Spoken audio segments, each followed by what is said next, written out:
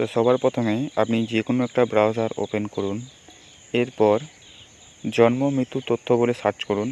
তথ্য সার্চ করার পর আপনার প্রথমেই যে ওয়েবসাইটটা থাকবে সেটার উপরে ক্লিক করলে এরকম ধরনের আপনার কাছে একটা পোর্টাল খুলবে। এটাই হচ্ছে অফিসিয়াল পোর্টাল। তো এখানে আপনার কাছে জন্ম সার্টিফিকেট বা মৃত্যু সার্টিফিকেট যেটাই আপনি সংশোধন করতে চাইছেন, আপনি মৃত্যু সার্টিফিকেটটা দেখে দিচ্ছি। তো জন্ম সার্টিফিকেটের কারেকশানটাও সেরকম ধরনের। তো মৃত্যু সার্টিফিকেটে আপনার যে মৃত্যু সার্টিফিকেট নাম্বার আছে সেই সার্টিফিকেট নাম্বারটা লাগবে। তো যদি আপনার কাছে সার্টিফিকেট নাম্বার থাকে তাহলে সার্টিফিকেট নাম্বার দিয়ে বাকিটা দেখুন, এবং যদি আপনার কাছে সার্টিফিকেট নাম্বার না থাকে তাহলে কীভাবে সার্টিফিকেট নাম্বার বের করবেন সেটা আমি আপনাকে দেখিয়ে দিচ্ছি। তো প্রথমে সার্ভিসের উপর ক্লিক করলে ডেটের উপরে ক্লিক করুন। ডেটের উপরে ক্লিক করে নাও ইয়োর অ্যাকনোলেজমেন্ট অথবা সার্টিফিকেট, এই দুটো অপশান যেটা আছে সেখানে উপরে ক্লিক করুন। এরপর আপনার যে ব্যক্তি মারা গেছে তার নাম আর আপনি যে ফোন নাম্বার দিয়ে রেজিস্টার করেছেন সেই নাম্বারটা আপনি যখনই সার্চের উপরে ক্লিক করবেন তখন দেখবেন যে আপনার মৃত ব্যক্তির যে ইনফরমেশানগুলো ছিল সার্টিফিকেটে, সেই সার্টিফিকেটের ইনফরমেশানগুলো সব এখানে শো করবে, যেমন অ্যাকনোলেজমেন্ট নাম্বার, ঠিকানা, মৃত ব্যক্তির নাম, মৃত ব্যক্তির বাবার নাম, গার্জেনের নাম বা স্ত্রীর নাম এবং মোবাইল নাম্বার, আর যত তারিখে আপনি সার্টিফিকেটটা অ্যাপ্লিকেশন করেছেন সেই ডেট। তো এরপর দেখছেন সার্টিফিকেট নাম্বার দেখাচ্ছে। তো সার্টিফিকেট নাম্বারটা এখানে কপি করুন।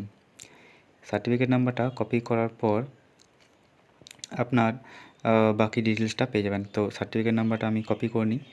কপি করে নেওয়ার পর ক্রস করি। ক্রস করার পর আবার সিটিজেন সার্ভিসের উপর ক্লিক করলে ডেথ সার্টিফিকেট কারেকশানের যে অপশানটা থাকবে সেই অপশানটা পাবো। তো সিটিজেন সার্ভিসের উপর ক্লিক করার পর ডেথ, এরপর নিচের দিকে দেখবেন ডেথ সার্টিফিকেট কারেকশান যে অপশানটা রয়েছে সেটার উপর ক্লিক করুন। এরপর আপনি যে ডেথ সার্টিফিকেট নাম্বারটা কপি করেছিলেন সেই ডেথ সার্টিফিকেট নাম্বারটা এখানে পেস্ট করুন, অথবা আপনি যদি মনে রেখেছেন বা লিখে রেখেছেন তাহলে সেই সার্টিফিকেট নাম্বারটা এখানে সেম টু সেম যেমনভাবে ছিল সেরকমভাবেই দিন। দেওয়ার পর আপনার গেট ওটিপির উপরে ক্লিক করলে আপনার যে রেজিস্টার ফোন নাম্বারটা আছে সেই ফোন নাম্বারে ওটিপি যাবে। তো সেই ফোন নাম্বারটা বা ফোনটা আপনার কাছে থাকতে হবে। তারপর যে 6 সংখ্যার ওটিপিটা আপনার মোবাইলে গিয়েছে সেই ওটিপিটা দেওয়ার পর সাবমিট ওটিপির উপরে ক্লিক করুন। এরপর যে আপনার কাছে সার্টিফিকেট ইনফরমেশানগুলো পাবেন সেগুলো আপনি কারেকশান করতে পারবেন।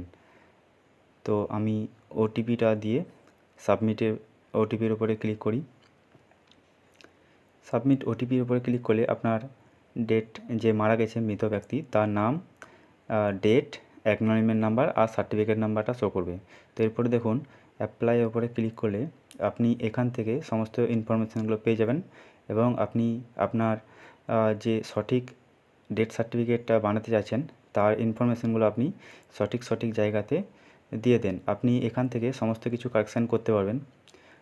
ডেট বা নাম সব কিছুই আপনি কারেকশান করতে পারবেন। আর যেটা কারেকশান করবেন তার পরিপ্রেক্ষিতে আপনাকে একটা ডকুমেন্ট সাবমিট করতে হবে, যেটা আপনার সঠিক ডকুমেন্ট সেটা আপলোড করতে হবে 250 কেবির মধ্যে।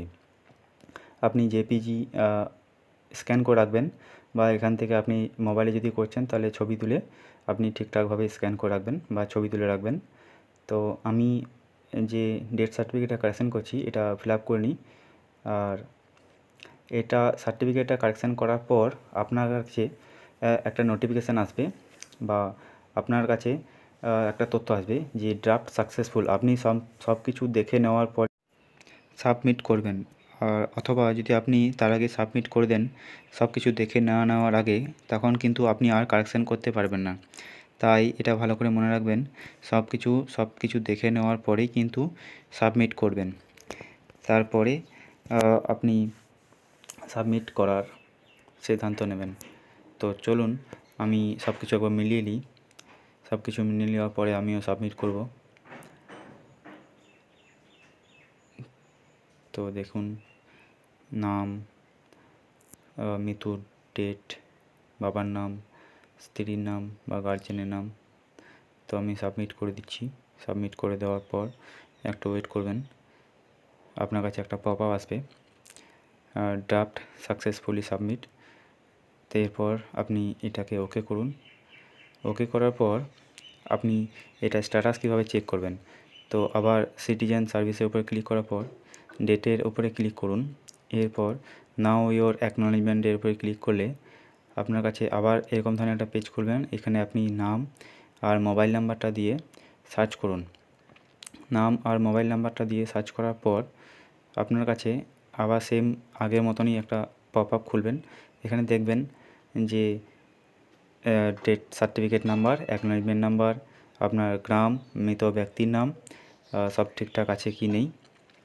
সব ঠিকঠাক করার পর দেখছেন বাঁদিকে অ্যাপ্লিকেশন ফর কারেকশন সার্টিফিকেট বলে যে অপশানটা রয়েছে, এটা আপনি দেখে নেবেন।